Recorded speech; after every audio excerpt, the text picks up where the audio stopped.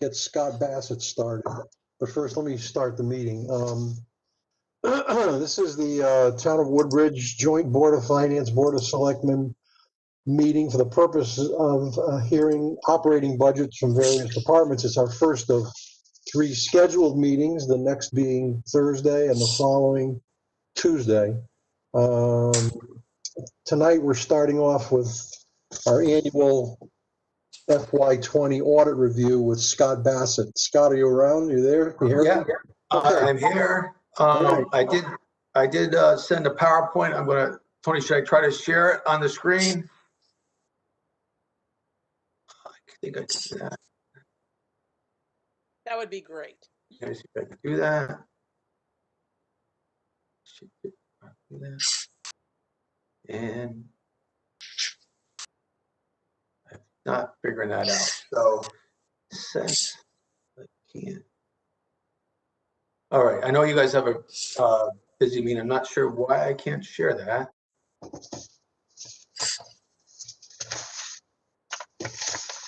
This is not allowing me to do that. Okay, so I can just go through the PowerPoint like I've done in the past. Sure. I apologize for that. Anyway, RSM conducted the audit for the year on June 30th, 2020, as is consistent with prior years. The condition of the records, both at the town hall and over at the Board of Ed, were excellent. There were no audit adjustments based on either of the departments as we went through the process.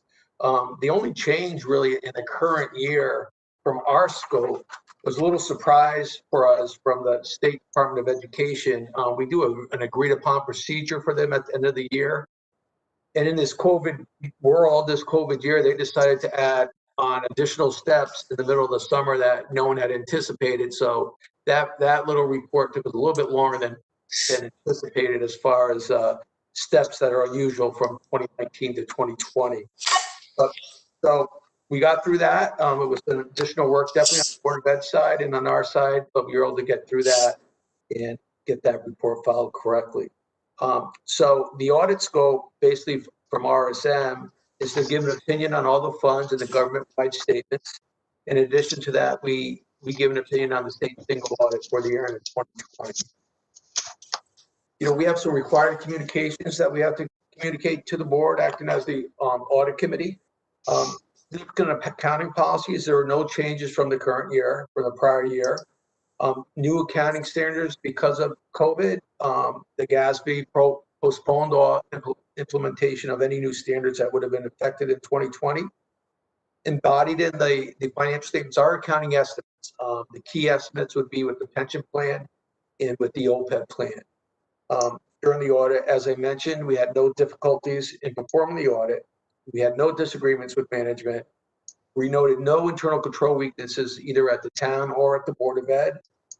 And at the end of the audit, a representation letter was signed by management stating that financial statements were in accordance with GAAP and they had given us everything that we had asked for. So again, a very clean audit from year to year. The responsibilities of management are the preparation and fair presentation of the financial statements in accordance with US GAAP. And also management has to design, implement, and maintain an internal control structure so that financial statements are free of material misstatement, whether due to error or fraud. Our job as your external auditors are to express opinions on the financial statements, stating that they are reasonably presented in accordance with GAAP, and we performed our procedures under generally accepted auditing standards. Both the financial statement audit and the state single audit received unmodified clean opinions. Some of the financial statement highlights for the year, there was a small increase in your net position, up to $56.7 million in the current year. The general fund at the end of the current year had unassigned balance was $7.1 million, while total fund balance was approximately $8 million. As a measure of the general fund's liquidity, it may be useful to compare both unassigned fund balance and total fund balance to fund expenditures. The unassigned fund balance represents 13.6% of the general fund expenditures, while total fund balance is about 15.4%. Pretty consistent with the prior years, an increase of about $200,000 from the 2019 year. And one of the big changes this year is the Woodbridge Country Club Fund. I believe in July, the town went out and permanently financed the bands that have been outstanding for about $3.4 million. And that's reflected in the financial statements of the current year. It's a type 1 subsequent event, so it's recorded as a June 30th transaction. There was a deficit fund balance of $750,000 in that fund, but I believe, and Tony can concur, that that $750,000 was paid off when the refinancing occurred with town funds, I believe. That's correct. Correct. So basically, that $3.4 million is the permanent financing for the country club, and there aren't any bands outstanding at this point. So the OPEB trust fund had a small increase of $453,000, and that to $5.4 million at the end of the year. The notes to the financial statement were very consistent with the prior year. We talked about the net impact on bonded debt increased by $1.6 million, basically a $3.4 million addition, offset by $1.8 million scheduled payments for long-term debt. The net pension liability increased by $1 million to $12.6 million, while the OPEB liability actually decreased in the current year by $1 million. So a little strange there. That's really driven by assumptions and mortality tables and reduction of interest rates and things of that nature. I know the Connecticut retirement plan did have some changes as far as the actuarial tables went in the current year. We talked about the OPEB liability being at $14.8 million. Actual revenues exceeded budget by 3, and actual expenditures were under budget in the current year. And the required supplementary information also includes the various pension and OPEB tables. In the state single audit, one big change this year, your state awards were up to $5.1 million. Typically, they run about $1.8, $1.9 million. And that big change really had to do with the one-time item with the microgrid project, was about $3 million. That was a major program that we audited for 2020. As I noted, as we went through the internal controls, our responsibilities are to report to you as the audit committee. If any significant findings were noted as we went through the statements, and there were none. Again, a clean audit, well done. We were in and out, and actually it worked pretty well in the remote environment. Getting information back and forth between my team and Tony and Al's team, I thought it went well. Better than some, I'll be honest with you, as we went through the process. I mean, the last part of the slide is that the GASB has been busy. There's about 8 or 9 standards that are out there that will be coming in the next 2 or 3 years, and we implemented during that time frame. I don't think there's anything significant to the town, but there will be a little bit of work to be done with those. So that's my presentation. Again, strong fund balance, managing debt, managing fund balance as stated in the MD&A in the letter of transmittal. So from a financial standpoint, it all was very consistent what you would expect, based on the records that are provided you both at the town and the Board of Ed side. There were no surprises as we came in and did the audit.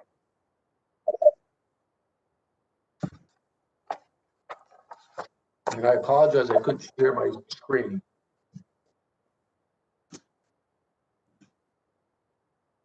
You gave a great overview, Scott. Oh, thank you. Like this here, he cuts it all out. And then these ones that I just screenshot.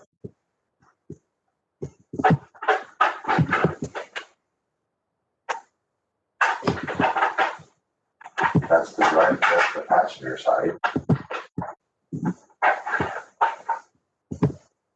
Whoever speaking needs to mute. Yeah. So you got there.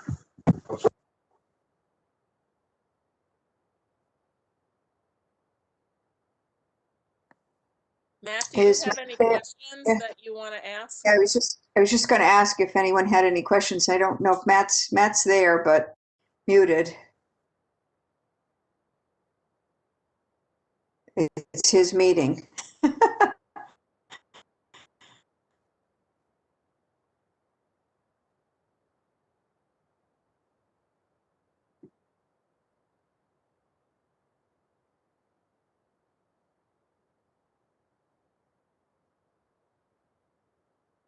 Matt, you there?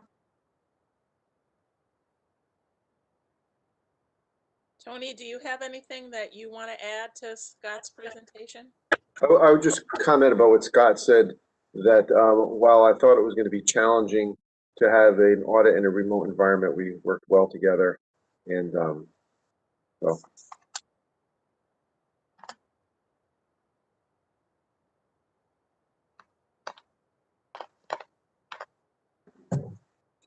So it looks like one more year of smooth sailing with this audit process. Huh, Tony? Yes. Yeah. Thank you for that, Tony. And Scott. Thank you. Al. And Al, of course. Oh, of Yeah. course, yeah.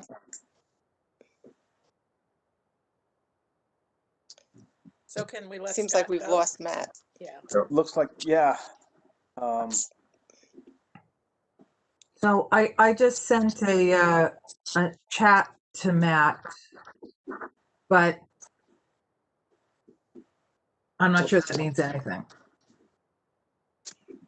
To tell him that we've lost him.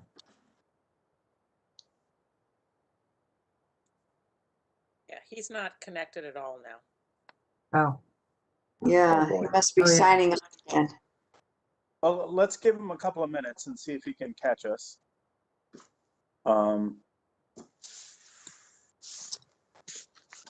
heard any good jokes lately? I just talked with Matt. He said he's had to restart his computer and he's trying to connect and Okay, proceed with the next presentation. so that's The Amity. Amity. Okay. Thank I you. see Jen's there. Hi, Jen. Thank you, everybody. I will sign off. Okay. Thank you. Thank you, Scott. Take care. Stay safe. Bye-bye. Thank you. All right, good evening, everyone. Thank you for letting me have this opportunity to present and apparently be the first one who is coming before you. So I am going to hopefully share my screen. I see that Karen has given me some permission to do this. And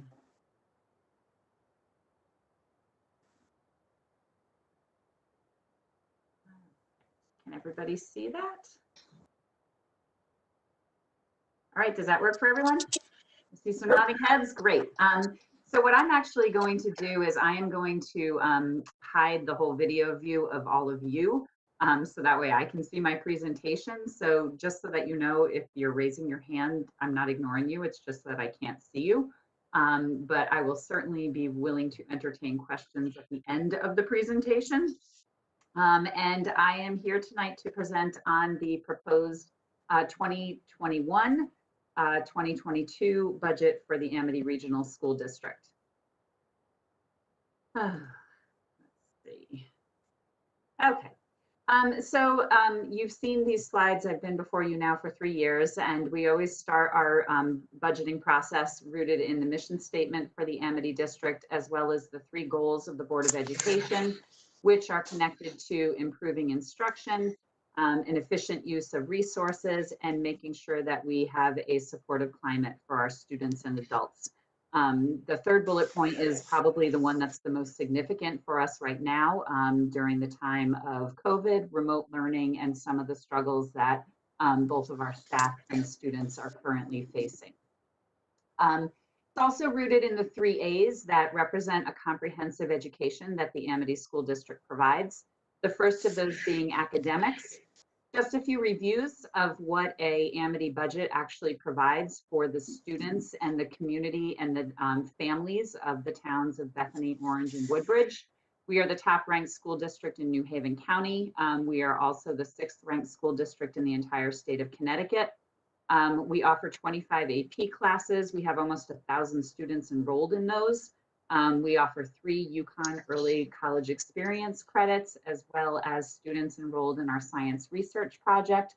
And I know from having put together this presentation that these numbers have actually increased. If somebody can mute, that would be helpful.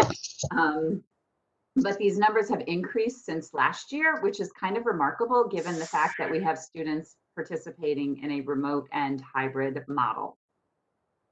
We also offer our senior service learning program, as well as our senior interest project to our graduating 12th graders. We have partnerships with Yale, Southern, and Gateway, so our students are able to take college level courses as part of their Amity education. We did a pilot of an apprenticeship program back in 2019-20. This school year, we have 9 candidates who will earn pre-apprenticeship program hours and be certified to go on to career and technical trades with those 200 pre-apprenticeship hours. It's pretty amazing, but we have 37 student organizations and clubs that are operating completely virtually, 10 National Merit Scholar semifinalists and 26 commended scholars, and about 95% of our students meeting the 4-year graduation rate. The second of our A's is athletics, and we provide an extremely robust and comprehensive athletics program, even when it's cut short because of COVID. So last year we had a shortened winter and a completely canceled spring season, and we still managed in that year to pull together 6 divisional team championships and 5 SEC runners-up. This past fall, we also had a shortened season with no state tournaments, but we were still able to put together a league championship runner-up, some divisional titles, as well as a divisional runner-up. Our athletes and coaches receive a lot of accolades. I would draw your attention that that we were able to have 10 all-state student athletes last year, and already with just 1 season this year, we have 10 all-state student athletes. We had 33 all-SEC athletes, and already we have 24. Last year, we had 1 SEC Coach of the Year. This year, we already have 2, and that's just with 1 season done and a 2nd season starting only last week. The arts are our last area in which we take a great deal of pride in providing a comprehensive education. Our musical arts were able to participate last year in the regional auditions as well as the all-state auditions. Regretfully, adjudication for both of those were canceled, but we were still able to put together community performances up until the point when we closed school, and have actually done virtual performances at all 3 of our schools so that our students are still able to come together and perform as ensembles. Our visual arts, we certainly had individual scholarships and awards related to the Scholastic Arts Competition. Our memory portraits were you'll see a press release fairly soon. We had 60 of those sent to students in Russia for their families, and we had our film students receive recognition for a documentary that they wrote, acted in, and produced related to a family struggling with and surviving cancer. Our performing arts, Dancing at Lunessa was our fall play in 2019. We were able to actually complete that. The Drowsy Chaperone, I cannot tell you or express my respect I had for those students who literally practiced from February until June before they finally just accepted the fact that they were not going to be able to put on the spring musical. And this past fall, we had an amazing production of It's a Wonderful Life done virtually as a radio play so that our Amity Creative Theater students could still continue to have that experience of being on stage.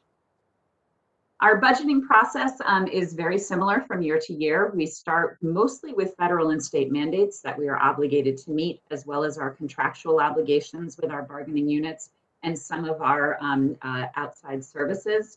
Then we also factor in the school and the department requests. We meet together as a district administrative team to try to find efficiencies, prioritize some of those requests, and then to reduce or combine redundancies. And that results in the superintendent's recommended budget. I was tasked by the Board of Education this year to bring forward the budget as it sort of stood after that point. And so on January 11th, I did that. It's usually a month earlier than I would present to the board.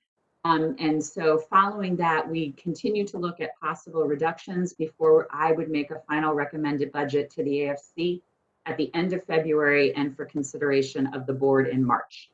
So I want to emphasize that the presentation you're getting is still sort of a work in progress, and it's somewhere between the 2 bottom steps. So on January 11th, when I presented before the Amity Finance Committee and the Board of Education, we presented a budget that represented a 4.75% increase over the current year's budget. Our budget, of course, is divided, pretty much 2/3 of it is in salaries and benefits for the personnel that essentially make our schools run. The special education is a federal mandate, which we are obligated to meet. Purchase services, which might seem somewhat discretionary, tends not to be, because it includes things like fuel and water and natural gas and the things that electricity, things we actually have to keep in order to maintain the school buildings as open. Debt service is unique to a regional school district, and it is something that you would find only for a regional school district, as we as typically debt service for a town school district is actually assumed by the town. And so all the other discretionary accounts fall into that remaining 9.6%. Over the past 5 years, I think one of the important stories has been that our budgets have come in much lower than our contractual increases, which means that when you have 2/3 of that pie related to the contract, whether it's salaries and benefits, that we have been making adjustments in that other 1/3. And there's only so long you can do that. Last year, we actually saw the point where the contractual and the budget increases basically met up. And so we were able to continue to maintain programming as well as meeting those contractual obligations. And obviously this year we see a difference where the budget increase is actually higher than the contracts, and there are a couple of reasons why. We have 5 primary budget drivers that are impacting that 4.75. The first of them being our pupil services impact. And if you look at this grid, the first item you see on there is AR versus the State Board of Education. This year, there was a court ruling that changed the interpretation of special education law. So up until this point, the way that school districts operated is we are required to maintain students up to the age of 21. And the way that the entire state of Connecticut interpreted that is that in June, typical graduation month, in June of the year that a student turned 21, they were exited from special education within public schools. So what that would mean is that if my birthday happened to be today, I actually would have left special education in public schools last June, because it would have been June before I turned 21. This court ruling actually determined that the way that special education law is written, that we are required to maintain students until the day before they turn 22. It effectively added an additional year of education that we are required to provide to students. And these are the students who are most impacted, who require the highest level of services, and who oftentimes have out-of-district placements in order to meet their significant needs. So that is something, that $535,000 represents about 1% of our budget. It is a federal mandate that we are not able to make any changes to. The other significant change that we had are the number of outplacement students that we have. We had 2 students move into the district this school year. We have 1 student who is coming up for sure from the elementary districts with an outplacement, and 2 who are currently in a special program that, if we don't have an option, would also be an outplacement. So altogether, our changes in our pupil services represent about 2% of our budget increase alone. In speaking of those students who are coming up to us, what we are looking to do is a model that actually works successfully for our 18 to 21-year-olds when we created the Amity Transition Academy. And that is to create an in-district program so that we do not have to send students to an out-of-district placement. This would accommodate the 3 students who are rising up from the elementary schools with the potential outplacements. So in our budget, we currently have 1 special education teacher as well as 1 mental health clinician for a new program at our middle schools. The total cost for that is $167,000. If we are sort of directed or sort of advised that we should not add new staff, we won't. And we will reduce the budget by $160,000 in our staffing line, and promptly in our out-of-district placement tuition, add $343,000 because that is what it would cost to send the students to the out-of-district placements as opposed to creating an in-district placement for those students. So altogether, while there is a cost to the district, it is actually a more efficient manner in which to address those out-of-district placements. Our second fiscal impact is related to technology. Last spring, we scrambled and worked extremely hard to become a fully one-to-one digital learning environment. And frankly, I don't know how we would have gotten through this year if we had not done that. What that means now is we are in a cycle where we will continuously replace devices for grades 7 and 10. These devices are leased and they are on a 3-year lease. It works very well instructionally. What we need for grades 7 through 9 it doesn't need to be as robust as what we need for grades 10 through 12. At the end of the lease, we return the devices and have new ones available for the students. But with those, we have to have just a couple other things. The endpoint protection protects us from malware and from any sort of attacks on our system, as well as the repair and maintenance that comes with those devices. The other thing that we've seen, particularly this year, and we anticipate for next year, is increased software for teaching in a one-to-one environment, particularly as teachers adjust to the students having the devices and using that as the instructional platform. Our textbook fiscal impact is actually a residual from last year. So in 2021, our initial budget request for textbooks was about $269,000. We were directed by boards of finance, by the AFC and the Board of Ed to reduce our budget request. And so we did. We purchased $150,000 worth of our necessary textbooks with end of year funds. We moved one set of textbooks into fiscal year 21-22. And at the end of our 2021 budget, we only had $63,000 in our budget for textbooks. This year's request is $243,000. It is only $3,000 off from our 5-year textbook plan, which said we would need $240,000. So we are still absolutely in line with our 5-year plan. But because we made such a significant reduction in the 2021 budget, it represents a $180,000 increase in the 21-22 budget. Overall, our personnel fiscal impact, like I said, we are adding 2 individuals for the new program that would be at the middle school. We also include in this budget a 0.4 math teacher at the high school, but that is offset to some degree by a job coach that works with the Amity Transition Academy, moving into funding by the grant. The other significant impact is our capital improvement plan. Again, in an effort to reduce last year's budget, we moved 3 significant items from our capital improvement plan and delayed them until the 21-22 budget. That includes the athletic field drainage at AMSO, the Siemens controls upgrades, and then the modular classroom renovation and possible removal at Amity Middle School, Bethany. So the challenge with capital improvements is you can keep delaying them, but eventually at some point they absolutely have to be addressed. And those 3 things, along with our ongoing commitment to school security with our window film, we identified in our capital plan as the things that absolutely need to be addressed in the 21-22 budget proposal.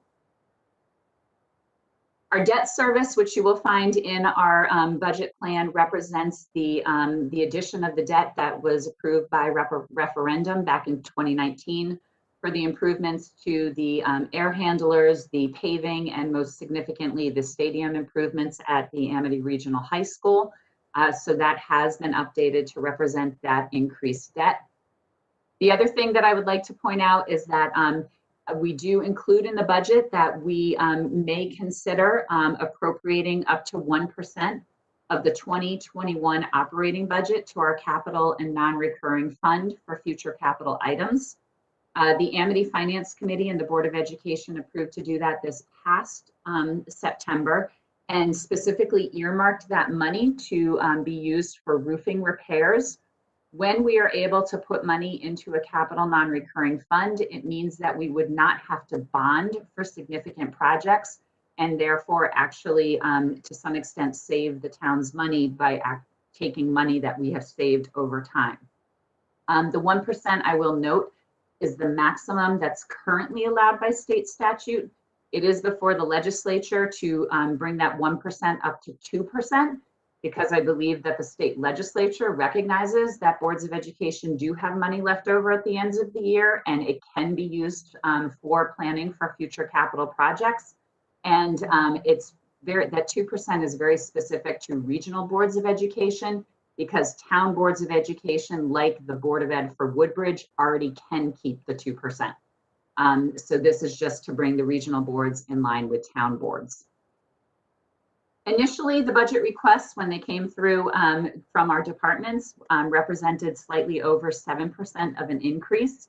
And so the first thing the administrators do is get together and we meet to reduce those requests, again, to eliminate to eliminate redundancies and find efficiencies. That brought the budget down to slightly under 6. And then we made some further reductions, which represents the 4.75 that you have in the budget package, and that was presented back in January. Since the January 11th meetings before the AFC and the Board of Education, we have made additional adjustments to the budget. We received our fuel bid prices, and that lowered the budget by about $44,000. We had 2 contracts that were ratified, one with our administrative assistants, and that reduced the budget by $16,000. Most significantly, our teachers' contract ratification reduced the budget by an additional $464,000. And so at this point, the Amity budget is at a 3.72% increase over last year. Of course, the budget allocations are dependent on the average daily membership, and this is where the most significant change rests for Woodbridge. You can see that the enrollment for both Bethany and Orange decreases, while the enrollment for Woodbridge increases. Again, I don't think this should come as a surprise for Woodbridge, because you've known that you had increasing enrollments in your towns. I think because if you looked at your class sizes at the elementary schools historically over the past couple of years, particularly 5th and 6th grade, you would see that there was some shift in an increasing student population there.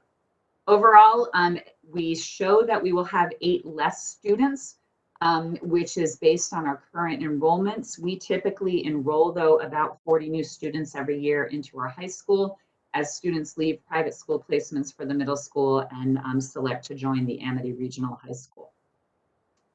So all told, accounting for the 3.72%, these are the current town allocations. And we did, I just would like to point out, return $611,000 to Woodbridge back in January. Probably just made that transfer recently from the prior budget year return of funds. Additionally, the administrative team met last week on January 20th. We do have additional reductions to present to the Board of Education. That will be done on February 8th.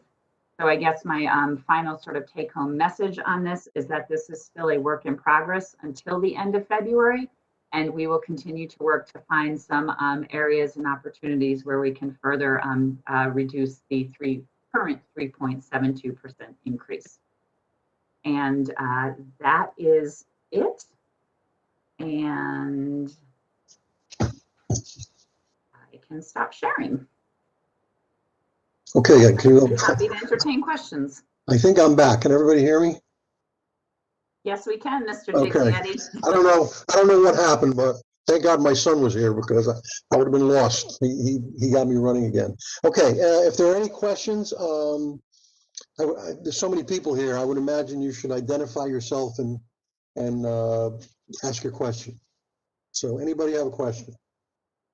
I do, Matt. It's Ellen. Yep. Hi, Jennifer. It's Ellen Scalator from the Board of Hi. Finance. Thank you for your presentation. I wanted to ask you about the special ed staff, which you said would be at the junior high school. Would that staff be available for high school as well as junior high school students? No, what we would do is run a program. So it's a very specialized program addressing particular student needs. We currently have a program like that at Amity Middle School Orange, which addresses a particular set of student needs. We would create a different program at Amity Middle School Bethany to create a different set of needs. And what we end up doing in those cases is we, if a student lives in Woodbridge but needs the Orange program, we will bus them there. So we only have one program for the entire district. If a student lives in Orange but needs the Woodbridge program or the Bethany program, we would bus them there. So it's a way of creating a program, but not necessarily needing one in each middle school, or sorry, two in each middle school. We can put one in each and transfer the students across the district. But it's only for the middle school age children. Yes, that right? currently it is. So at some point, those students would age up into the high school, and we would need to create that program at the high school or put those students into an out-of-district placement. And is the flow through of students needing the services regular enough that you can plan the staff for staffing needs? Yes, so we are able to, so our special services director, pupil services director will meet with all the elementary pupil services directors. And I will be very frank, this is a program to address students who have emotional disabilities. And we are increasingly seeing more of those at the elementary level and believe that this is going to be a program that probably as a result of students not being in school for such a long period of time will probably be increasingly necessary over the next several years. Thank you. I have one other quick question. You talked about stadium improvements. What is that? So back in December of 2019, the Amity Board of Education put forward a referendum to do some upgrades to the Amity High School Stadium. Actually, all the athletic complexes, but particularly the stadium is the installment of an all-weather field, new LED lights, new scoreboards. And so that was put to referendum to be bonded. It was approved by the voters, but that changes the debt service that we have because we took on that additional bonding. Thank you. You're welcome. Anyone else? No? Must have done a thorough job, I guess. Yeah. No question. Thank you. By the way, Particularly, Eddie, you know I'm always thorough. yeah, thank you. Yeah, that's for Very sure. You were very Thank you for getting your number down. And we, we're faced with a daunting situation in Woodbridge with we're looking with raw numbers at a close to an 8% tax increase, which is not going to happen. So, but we appreciate your efforts and any further efforts. Sandy, did you want to say something? No, I was just saying thank you. It was very thorough. Okay. and very clear. Okay. Well, she went to Orange last night, so this is a piece of cake. Absolutely. Thank you all for being so You kind. don't have to deal with Jim Leahy, right? Okay, well, thank you very much. Have a All pleasant right. evening. No offense, but we will exit the meeting, Miss Loomis and I. So have a wonderful evening. Have a good night. Okay, Thank you. take care. Okay. Tony, I see next is Assessor. Is our Assessor here, who I don't even know? Or, She's here. okay. Her name is Marcia Benno. Marcia Benno? Okay. Marcia, are you there? Yes, I'm here. Okay. We have your, I guess you're going to do Assessor and Board of Assessor Appeals, I guess? So why don't you, it's a very slight increase, which is a good thing. Tony, a question. Are salary increases included in this year? Yes. Yes. Salary increases So this is 100% then? in budgets. There's the numbers we see are 100%. There's no, okay. Okay, Marcia, anything in particular? I mean, it's a pretty straightforward budget. Is there anything particular you wanted to mention? As far as the budget, I would say no. We did have a couple areas where there was a decrease, and some items did stay the same.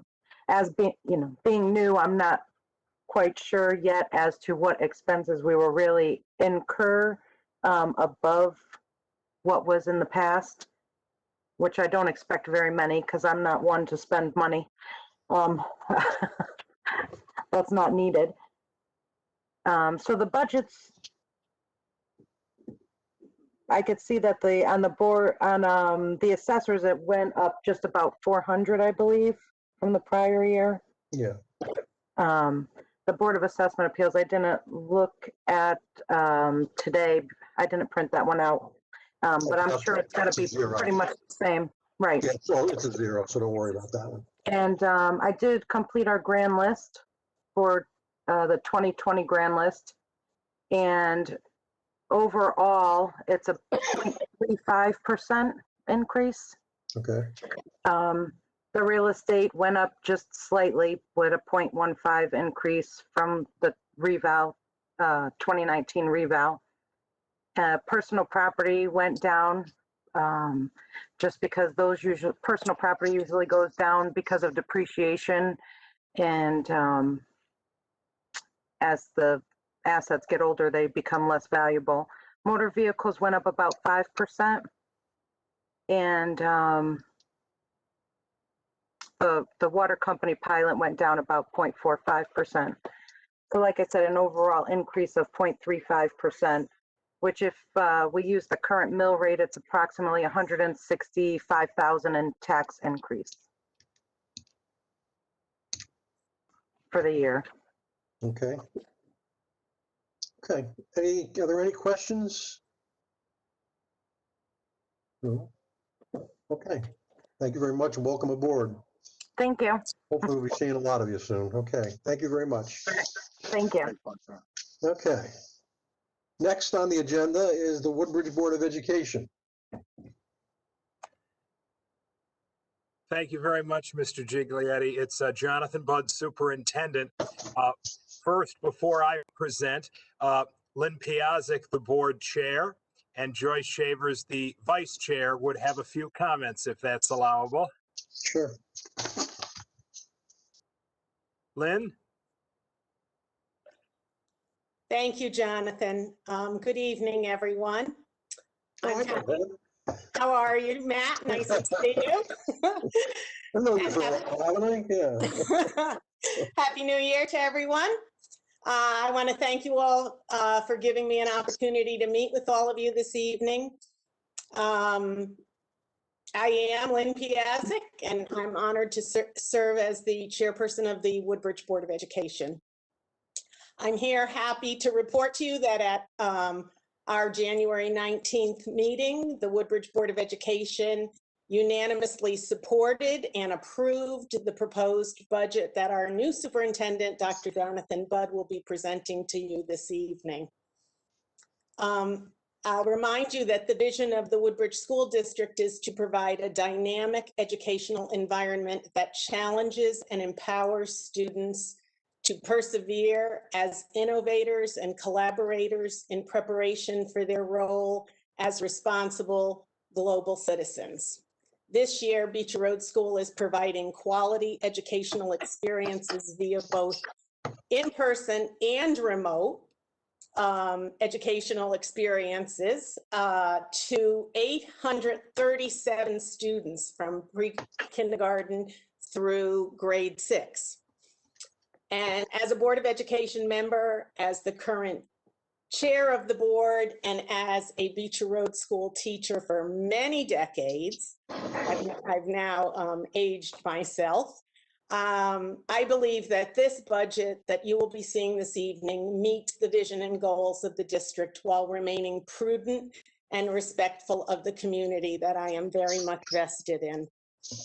I'm proud of the collaborative work of Dr. Budd and his team in identifying potential savings while also addressing the current needs of the district. Every detail of the budget, I can assure you, has been carefully reviewed and scrutinized to achieve a balance between educational needs and fiscal responsibility. You will see in Dr. Budd's presentation that the budget reflects a 3.23% increase. In large part, expenses required as Dr. Byers pointed out, by contract or statute, make up our proposed increase. It is based on known circumstances at this moment in time. Salaries and benefits represent over 80% of the entire budget and 83% of the increase. This year, one of the most significant budget drivers is, as many of you already know, a 17% increase in medical insurance premiums. And this alone represents 53% of our total proposed increase. So that's a tough one. The Woodbridge School District has always been proclaimed the hallmark of our community, and we have much to be proud of. Historically, it has been the mantra of the board and the administration to consistently improve the quality of education that supports the mission, the vision, and the goals of the district while respecting the community of taxpayers. This year is no different.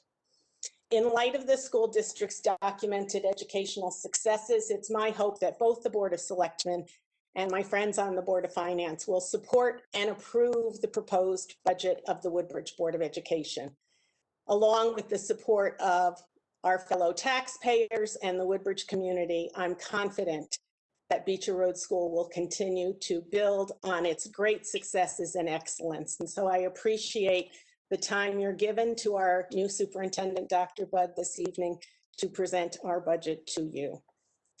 Thanks. Thank you, Matt. Thank you. Thank you, Lynn. And Joyce Shavers, our vice chair. Yes, hi. My name is Joyce Shavers, and I am the vice chair and finance chair of the Woodbridge Board of Ed. Thank you very much for allowing me to speak tonight. You know, when I was asked to say a few words, I was wondering if I were in your shoes, what would I want to hear? What would be helpful? And there are three things that come to mind. The first is, I think you'd probably be interested in knowing a bit more about the person that is putting together this budget request for you. And Dr. Jonathan Budd, as you know, is new to us. He started on December 14th. His leadership style is very open, collaborative, inclusive. And I really appreciate his, and I'm sure you do as well, his willingness to reach out to people and all the key stakeholders and to really understand and address the concerns that are out there. The second thing that comes to mind is, you know, if I were in your shoes, I would want to be reassured that we are minding the store, that we're trying to get the most bang for the buck. And I'm sure that you are all willing to make the investment that you have over the years to Beecher Road School, but you wouldn't want us to pay more than we have to for things. I mean, why would you? And so with Dr. Jonathan Budd, what I have found in my conversations with other people and what I have seen personally is that he has been willing to dig deep, really get into the details, roll up his sleeves, and get into everything from, for example, like literally counting copiers in the building, seeing how far they are away from each other, all the way up to really understanding and addressing the needs of our students from a big picture perspective, which requires that, you know, we have to reorganize, maybe restructure, and in some cases reduce, but at the same time, really bearing in mind providing as good as, if not better, services to our students. And I really appreciate the audit and the benchmarking that he has done in his short time since he's started. The third thing I would like to say a few words on are about the discretionary expenses. We have spent the most time on scrutinizing these discretionary expenses, which is, of course, what you would expect. And the two areas in this bucket that I would want to underscore are technology and professional development, because these are probably the most vulnerable parts of a school budget. And yet, when they are really thoughtfully planned with very purposeful goals in mind, the outcomes can be very, very powerful. And I'll give you an example that just happened last week. A few days ago, when we had our curriculum committee meeting, Dr. Budd and his team introduced us to Flipgrid.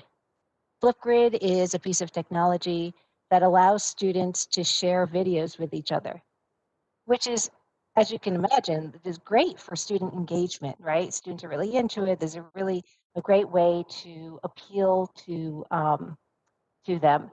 And so, with new technology comes a learning curve, as you might expect. But when you have technology that is really thoughtfully used, as well as curriculum development and professional development, these are the drivers of both quality and innovation.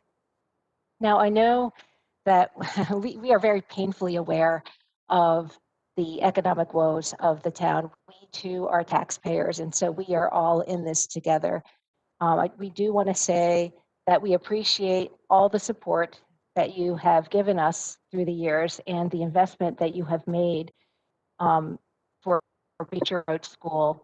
And these are tough times, and yet it's the investment in our school that makes people want to live here in Woodbridge and want to move to Woodbridge. So, and it's these young families that make a town like Woodbridge vibrant. So thank you for all that you do. You have a very tough job. I don't envy your job at all, not one little bit. So thank you for all you do, and thank you for letting me say a few words. Thank you. Thank you, Joyce, and thank you, Lynn. I'd also like to share my screen with you, so let me try to do that successfully.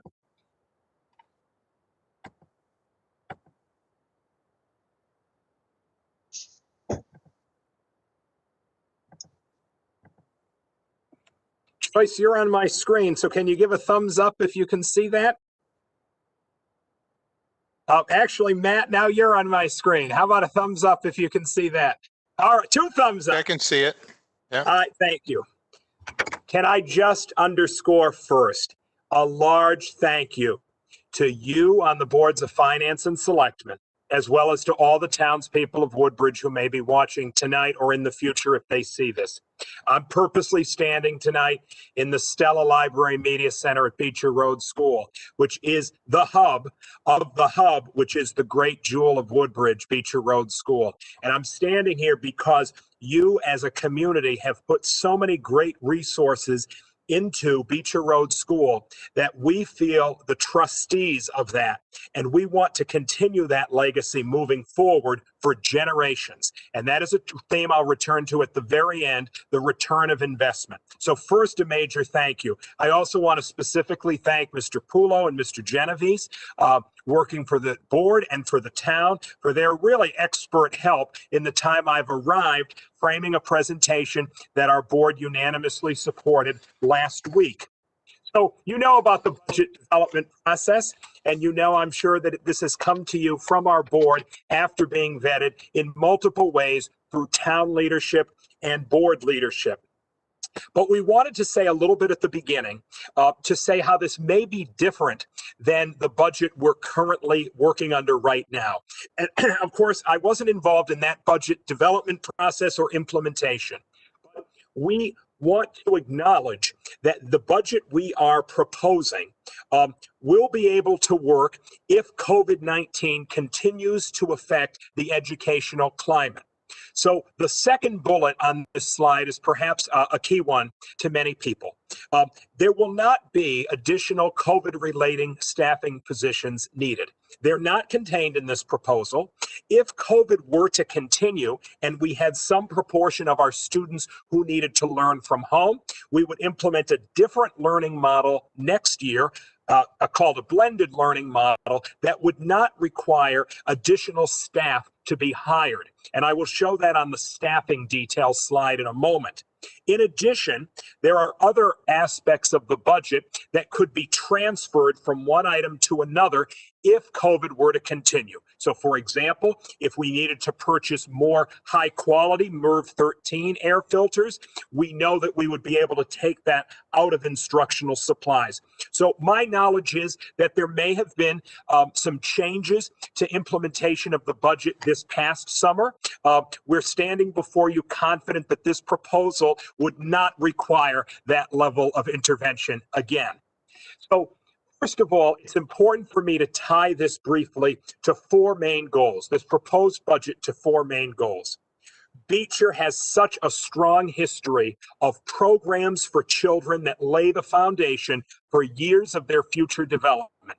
And of course, it starts with the great core of reading, writing, speaking, listening, math, science, and social studies. But it continues through every great thing happening for kids socially, emotionally, in library, media, technology, all aspects of music, physical education and health, the visual arts, world language education and Spanish. This proposed budget allows that strong foundation to continue. Second, allows us to continue to support all learners in their growth. Now, this includes some students with special education needs. It includes some who need intervention so that they don't get identified with special education needs. And the board and the community have identified a need to provide even more support for students in our upper grades who need enrichment or gifted servicing because they're already above grade 5 or 6 standards in 5th and 6th grades. And we want to accelerate them because they have special interests and needs and talents as well. I want to take a little detour to say something about special education. We've been asked this question a fair amount in the past few weeks. Well, is the district responsibly budgeting for special education? And first, it's important to remember, and this capitalizes on some of what Dr. Byers said, all Beecher students are our students. The costs of special education services are legally mandated. And of course, all students in the building get the natural benefit of certain resources of the building. But the state audits every year, although they're a few years behind in the process, how much each district spends on special education. The most recently audited year is 2017-18, and I present on this slide.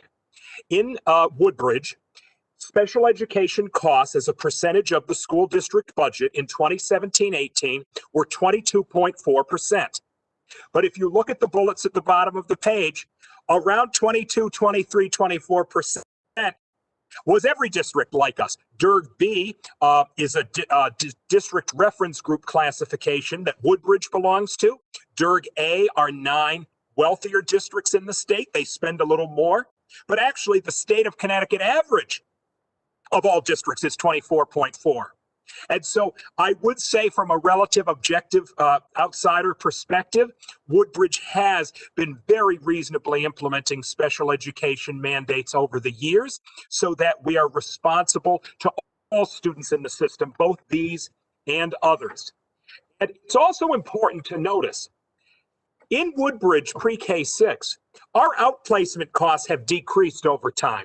And I will pay a special effort to our pupil personnel director, Cheryl Kiesel, who has been here since the past 3 years, for the past 3 years, and has made a concerted effort to say, how can we service students in the district at a more fiscally responsible cost than sending them elsewhere? Not always possible, but you can see, whereas 4 years ago, $1.1 million of the Beecher budget was devoted to outplacement costs, we project slightly over $500,000 for next year. So it's great programs, it's all students. Then building upon what Joyce and Lynn said, it's also that we need the support for a strong, consistent curriculum. Technology equipment that keeps our momentum going, professional development that really keeps our workforce up to date with what our current students need, and curriculum writing that will help our actual curriculum be up to date, publicized, and clear to the parents whose children we teach each day. Our fourth goal, and I do want to pause here, is that we have worked very hard to realize new savings and cost efficiencies. So Over $268,000 have already been trimmed from the budget proposal that you have, and they're represented in descending order here. The board authorized a retirement incentive that has already identified $157,000 in savings. I will speak to the second bullet, $29,000 on the personnel slide, but the board has endorsed a general concept of reorganizing some of our teacher positions for a 0.5 reduction in the teacher workforce. $24,000 have been saved from doing occupational and physical therapy in-house as opposed to as a contracted service. We have reduced supplies and equipment. We have renegotiated liability, property, and workers' compensation. We have reduced FICA and Medicare. Consistent with what Dr. Byers said, we have renegotiated fuel costs. We have increased the tuition revenue for people who pay tuition for our preschool program. And in a nod to what Joyce said, we have physically walked the building and determined that somewhat fewer physical printers and copiers are necessary. So these savings are represented in the 3.23%, again, to be fiscally responsible. Turning to our enrollment, where are we for next year with the amount of students who will be here? First, I want to note that we always report to you, I'm told, and it makes sense, based on the October 1st count, which is what the State Department uses to benchmark districts. But keep in mind, legally, at any point during the year, if a child moves here and they're of school age, we must enroll them. And this year, we have a little bit of a different issue. There are families in every district who withdrew their children from school this year for homeschooling because of COVID, not remote learning, total homeschooling. And then as pre-K 6 district, we have some parents who chose not to send their children to kindergarten during this pandemic, but to hold them back a year. So we can't predict those students, but we know that they are out there in greater numbers than before. Our chart, though, that with those caveats, will show you that we essentially are stable for enrollment next year.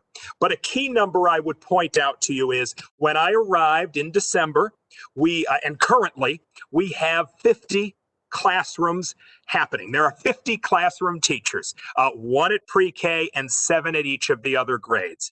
Next year, there would be again 1 at pre-K, but 6 at each of the other grades for a total of 43. And that's because we would use a different learning model next year than this year. So that is a total reduction of 7 classroom sections, but we still are within the really strong class size guidelines that have guided the board for some time.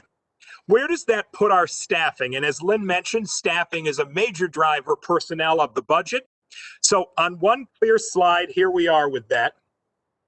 In terms of certified teachers, last year's budget was built on 78.7 full-time equivalent. That has been reduced to 78.2.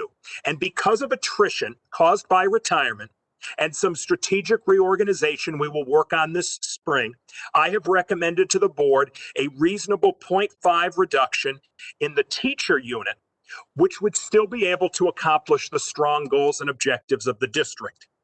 Now, in operational support, this is where you see an increase of 1.1 in occupational and physical therapy. These are required providers for certain special education students. Now, although the occupational and physical therapy has gone up by 1.1 FTE, it is actually a budget savings because it has cost us $34,000 more to outside contract those services. So although there's a 1.1 FTE increase, it is offset, as you'll see in a moment, by the substantial decrease in contracted services. So the total personnel adjustment is a reduction of 0.5 certified teachers, an increase of the 1.1 operational support, OT and PT, for a net increase of 0.6. And that's a kind of a summary of what you see on this page, which is the total breakdown. The 0.5 that's in red as a budget reduction The board has not yet determined exactly where that 0.5 would go. Again, we would have deeper conversations about that, but I have felt very comfortable proposing that to the board. The teaching assistants would stay at the same level budgeted as this year, 30.6, and then you see the 1.1 increase in operational support for a total increase of 0.6. Now, briefly, and these are the charts Al Pulo have found love. I prefer the ones with lots of words. He likes the ones with numbers and charts. But of course, it's no surprise we're over 80% on salaries and benefits because we're a people-based business. However, we decided to help present this by thinking of fixed versus discretionary. And I will admit, this is somewhat in the eye of the beholder, because somebody could say, well, could you do this and eliminate some fixed? Absolutely. But if you accept my definitions and say that fixed are things required by contract or statute, discretionary is everything else.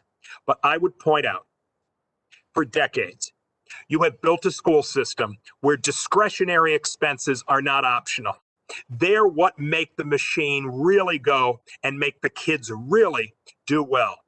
Now, if you use those two definitions, fixed and then discretionary but not optional, our total fixed increases come to 76% of this proposal.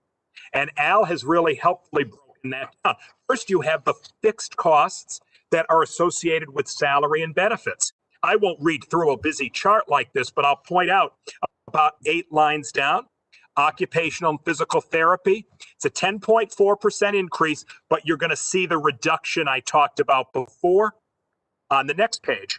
The Connecticut Municipal Employee Retirement System increase of 8.2%. That's in the 5-year phase-in to meet the actuarial funding obligations. And I think the town is seeing that as well. Right above that, and Lynn mentioned it, we, based on really good recent conversations, the projected premium increase for our medical insurance is 17%. It's a high deductible health plan that we share with the town, and that represents right there 53% of our increase. So salary and benefits, which account for 80.6% of our total budget, are 83% of our increase. Here we have classifications we say are fixed, but they're not payroll related. And there are a variety of small changes here, but I would point out about 10 down, the minus 17%, that's the offset in switching OTPT in-house rather than the contracted service. So actually, these non-payroll related fixed expenses are 14% of the budget, but a 7.3 net reduction in our total increase. And then we have discretionary, but not optional. And what you will notice here on this page is toward the bottom, an 18.5% increase in technology. Well, that is because technology in this year's budget that we're in was dramatically reduced and shifted to be paid for by a state grant, the PEG-PATIA grant. The grant is not available anymore, but we can't fund technology at near 0%. So we will see that major drivers, the budget proposal, include the 53.3% of the increase is the medical insurance shift, and 18.5% is restoring funding for technology equipment. And that includes having our iPads replaced on a 5-year cycle, which is recommended. There is a leasing model that the board finance committee will be investigating based on reports of the budget task force in both the town and the board. So these two things alone make up over 70% of the total increase. This is a repeat of the chart we saw before about fixed versus discretionary. In closing, a couple of final notes. You might ask, have we accounted for everything? Well, there are some potential exposures. We believe 17% as a premium increase is reasonable, but health insurance could go higher than that. We believe that our repairs and maintenance budget is reasonable, but You don't know if certain things will come unexpectedly. And of course, we are always at the mercy of state and federal funding. And two members of the Board of Education and I attended a virtual legislative breakfast on Friday and spoke very powerfully of the need for Woodbridge to continue to receive robust support from the state government. A few final slides on return on investment. Familiar with this? Your capital budget and your operating budget for many years have supported this physical plant. And that is a key part of our budget. But you know it's not just about the plant. You know it's about making every student from the moment they step in a kind, gentle, empathetic person, and building those skills that take that child through life. You know it's about really tapping into the creative and artistic power of every single one of those 850 students we see. You know it's about building their academic skills for the future. Here we see reading and writing. It could be all number of other academic skills. That is setting every child up for generations of success. Now here we see a picture that was taken in the middle of COVID, and you see those kids engaged in learning outside, and the person far, far away is Ms. Shepard, one of our great grade 4 teachers. And she is able to maximize the great power she has in students every year because of the support we give her and her colleagues. Here we see that we've even used technology this year to engage our remote learners in activities we would have never thought possible. We're so proud of what we're doing for all students at Beecher Road with your support. Ultimately, you know Coach Taddy, I believe, and this is a 6th grader here at Beecher a couple of weeks ago. And obviously it's our pool, and you might think it's a pool photo, and it is. But I'm using it to say it's about every adult touching every student every day to really build the success for decades. Look at this young man, and look at this child at kindergarten or grade 1 has decades of future growth in front of him. And we don't know when we're in a pre-K 6 district what any of these children will grow up to be. But we're setting the foundation for that child to be anything he or she can be. It's not possible without your support, any of this. I want to close by saying that we are asking from the Board of Education for a 3.3% increase, and we respectfully ask that you consider this in light of other budget increases that you have given us over time.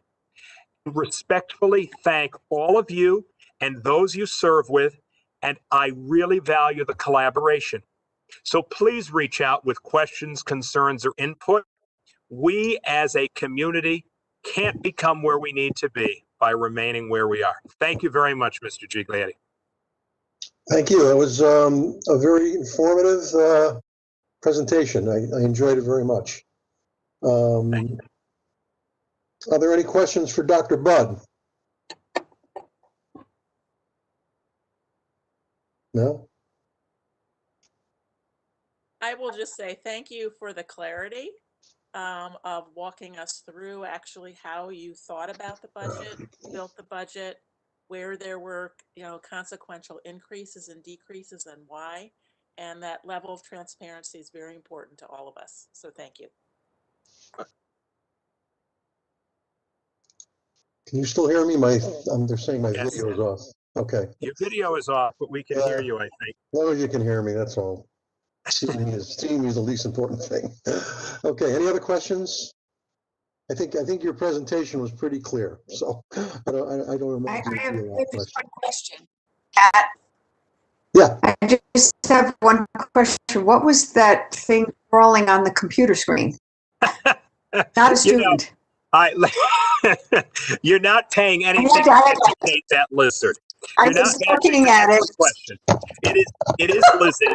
It is Lizzie. She lives in Ms. Sherman's office very safely in a tank. And, Ms. Sherman was using her in some work with the remote students. However, I am told that Lizzie also provides some level of touch and sensory therapy to some of our students with special needs. So she does live at Beecher, but she has a totally de minimis cost to your budget. Good to know. Yes. Thank you. Okay, anything else? All righty. Thank you very much. Thank you very much. Thank you all. Let's you. give them a chance here. Okay, I think Warren's with us. Can you hear me? Wow, that's a pile of work behind you, huh? Yeah, we can hear you. Okay. Okay, next on the agenda is Public Works. Warren? Okay. Starting with the first three lines of our budget, they're all contractual increases. They represent, the increments that everybody's bound to. The fourth line, the overtime, increased as a result of those increases. That's why that line went up a little bit. The next line would be the buyback sick time, which actually went down because there's been changing in staff. Those modifications, we wind up with a reduction. Moving down through the budget lines, everything stays the same until we get to line 53,610. There's been an increase there. Obviously, this year was impacted because we had storms and cleanups. The brush grind that we had associated with that, and line painting services. But overall, there will be a slight increase because last year there was a reduction in the tree allocation, and we still got that dilemma in front of us. So I've represented the same cost that was there last year, and some of these other services under that are yet to be determined because we have to go to bid. And once we get those costs, we will find out where those lines actually fall. Moving down through the budget, everything pretty much stays the same all the way down through until we get to line 55,140, which is equipment parts. It went up this year because we had services, we had no mechanics, and then outsourcing and paying for those services. That's why they represented an increase, but it stabilizes again in my budget request.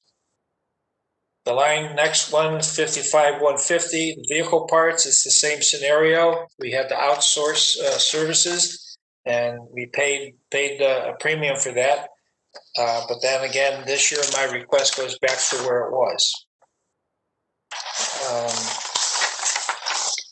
Moving on through that, we wind up with line 55,160, the highway maintenance, and basically there is an increase associated with this because anticipated purchasing, we don't know what the storm events are going to finish out this year's scenario with, but next year, based on what prices would be associated for the purchases of those materials this year, everything is represented. It demonstrates an increase in that request.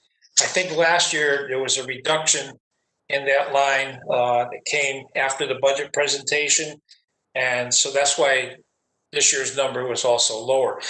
But some of these things like the street signs and things like that that are represented in that, they're a continuing obligation that we have. Accidents, replacements, upgrades, and things like that, those are represented in that. And then the remainder of the budget is pretty much as it was. There's no changes. Does anybody have any questions on this year's budget? Anybody have questions for Warren on the Public Works? Okay. Next, you're going to be doing waste management, Warren? Yes. Moving on to that, it's the same scenario that there's actually a reduction in the wages, even though there's been a contractual increase. But with changes in employment at the transfer station, we will result in a decrease there. The buyback sick time also went down as a result of that. Moving on down through the budget, that my lights went off here. Moving down through the budget, the 53,201, which is the tip fees. Those are not set until later in the year, and usually Tony would adjust those once we get those fees permanently established. But estimated tonnages have decreased because some of the contractors are hauling their MSW, which is most of the municipal waste, to different locations. And so I've represented that decrease in tonnage, and that's why the overall cost drops. Hey, Warren, I just want to comment that that corresponded primarily with the introduction of our tonnage per ton fee of $90, is it? That we were charging the haulers, is that correct? Correct. I'm going to make that comment. Yeah, and I mean, they're disposing of the waste properly, but we're not the recipient of it because they chose to take it to a different disposal site for different reasons.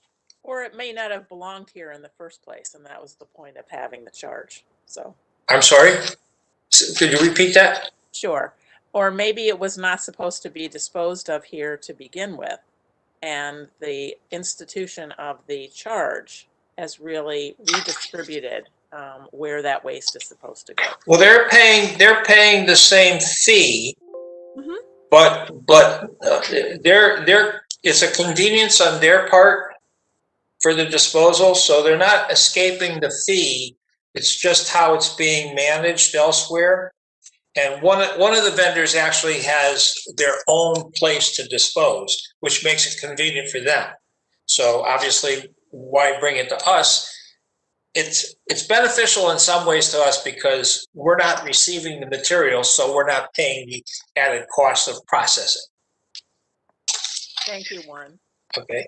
The 53,204, which is the bulk, and I know this has been somewhat controversial. We had an increase, an uptick, and I think this is largely based on the COVID. More people have been home, and we had more disposal come in.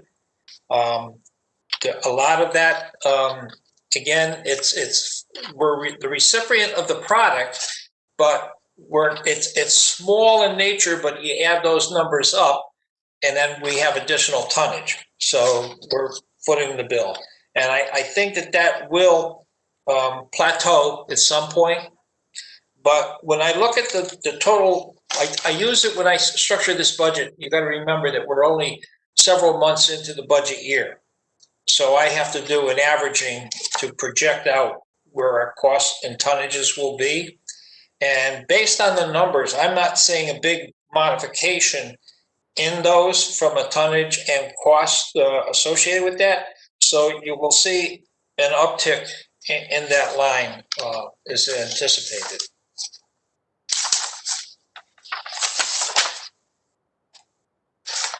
Moving on to the 53,300 line, the recycling.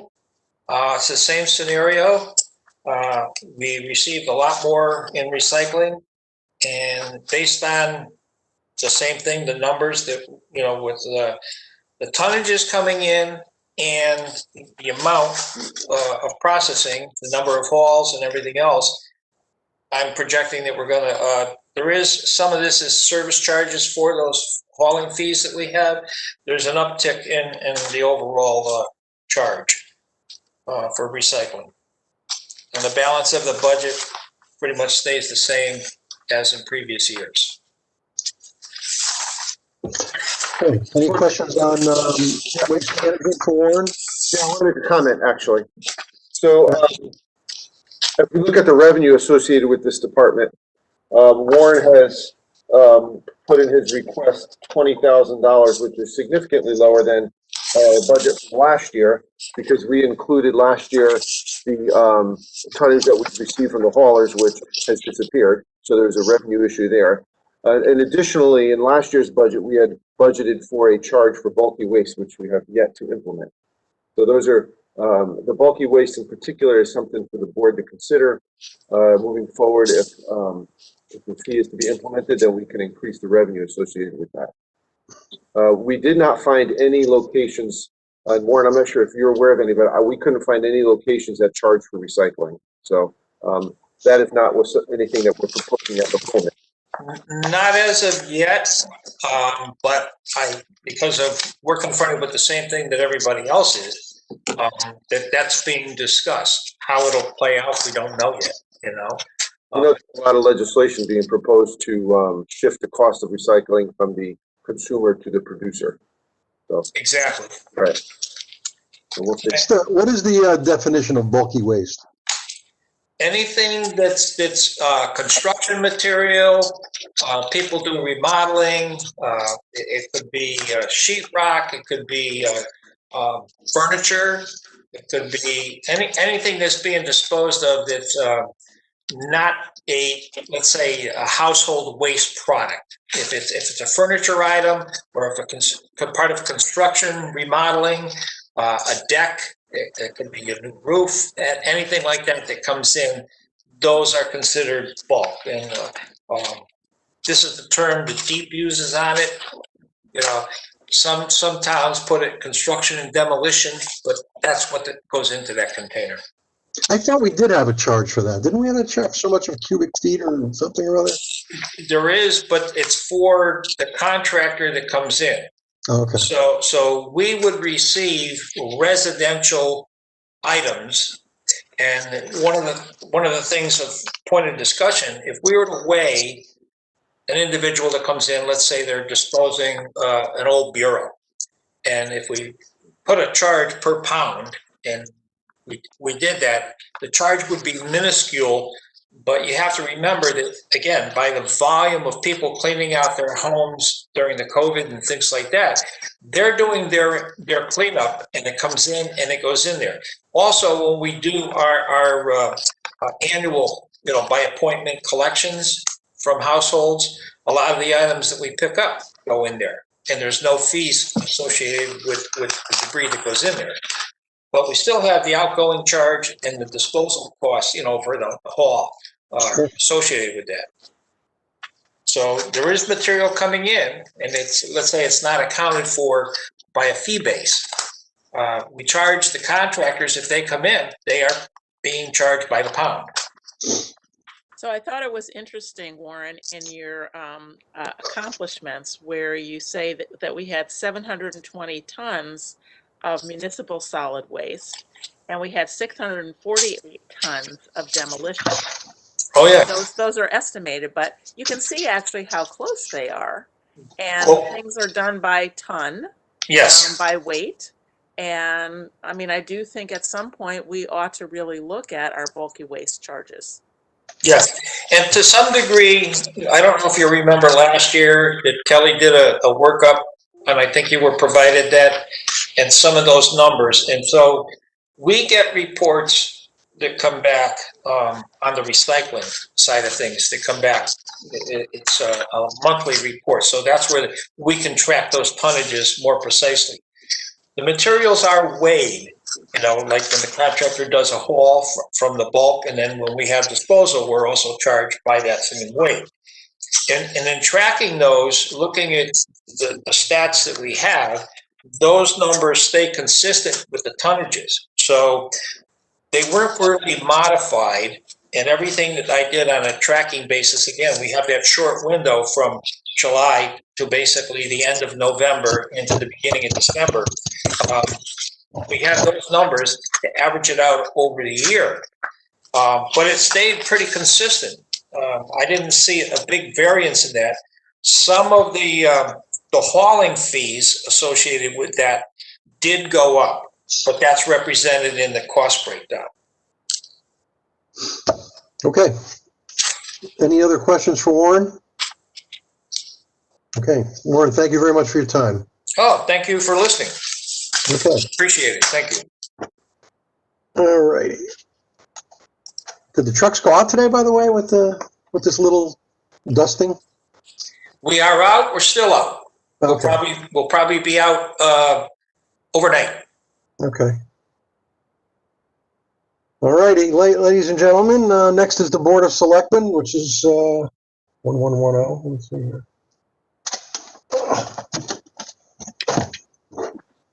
I've got this, if that's okay.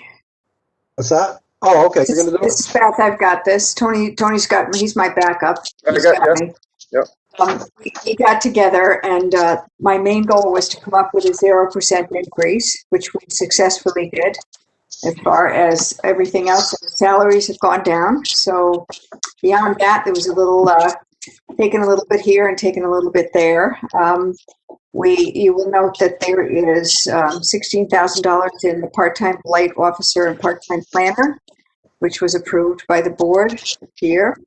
I don't think there's anything else that, if you have any questions, feel free to ask. I guess the bottom line was we kept it where we wanted to be. We decided we're going to set an example, try to get to 0. And there was some stuff that we thought we might have to come back, and we're just not going to ask for anything. We're just going to keep it that way. We hope, right, Tony? Yes. No more extra stuff this year. There's a reduction in other purchase services, which Yep. is an area where items are purchased for various things. There was a slight reduction in binding, which is the newsletter, which we're going to tweak so that it becomes almost cost neutral, not quite, to the town. So those are two adjustments. And then in general professional services, there was a reduction, about $10,000. We had it in there last year for a consultant to help with various issues, security and dispatch. That was removed. So those are the major items. Okay, any questions? Good job, Beth and Tony. All right, next is probate. I don't think there's any questions on that. That's contractual, $9,500. Any questions on probate? Okay, general administration.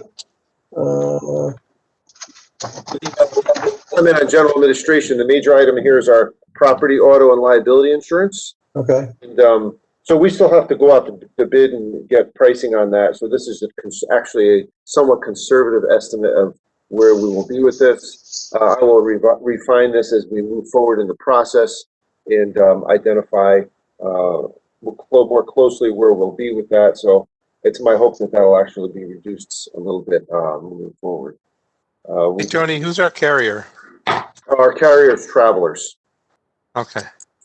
So we switched last year. We used to be with MetroGuard, and we switched to Travelers. They actually came in much lower. So. Okay. Thanks. Okay. Tony, as long as we're talking about insurance, just a quick question. The Board of Ed is talking about a 70% increase. Here we are in January, and this is for next year. Do you know anything about that? Is that for sure, or is it possible that could be high?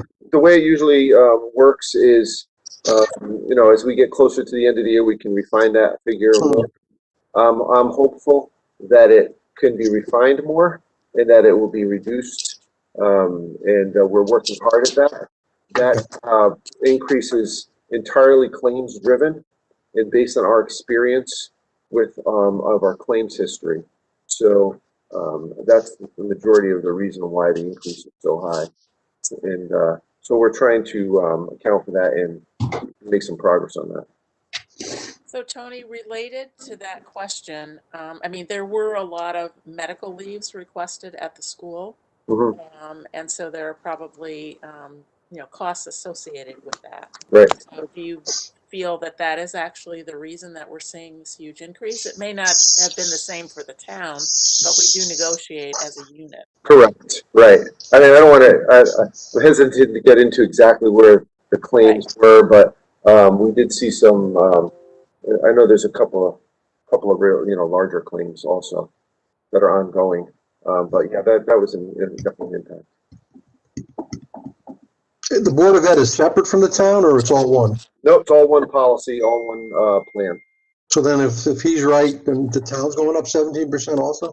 Yeah, I've lowered mine a little bit. I have newer, because they have to finalize their budget sooner than we do. So Plus, we've had some coverage changes and some benefit changes where our premium shares are going up and our percentage of our that we pay for the deductible goes down.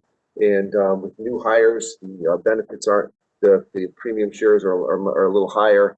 So all that combined is, ours is not 15%, they're closer to 10%. Had some coverage changes where people have left and new people have come in. I'll get into more details when we get over the Okay. Yeah. All right. Are there any other questions? I have a really quick question. So the Amity Teen Center, am I missing, is that in the Board of Selectmen budget? The Board of Selectmen budget, yep. It's, okay. We have a number of ones that we pay. I'll pay in 1 second. That's okay. I can find it there. I just had It's regional services, and we have to pay for the Teen Center, CCM, which is Connecticut Conference of Municipalities, Council of Small Towns, and the COG, which is the Council of Governments. They're all basically are. You remember what they all are. Yeah. Yep. Thank you. Okay. Okay. Anybody else? All right, then we'll see you Thursday at 6 o'clock. And we're having pizza Thursday, Karen? Virtually. You are too funny, unless you're doing the delivery, Matt. I will see you all Thursday. Thanks, everyone. Thank you. Bye-bye. Bye. Enjoy your night. Hopefully I'll get this mess fixed up.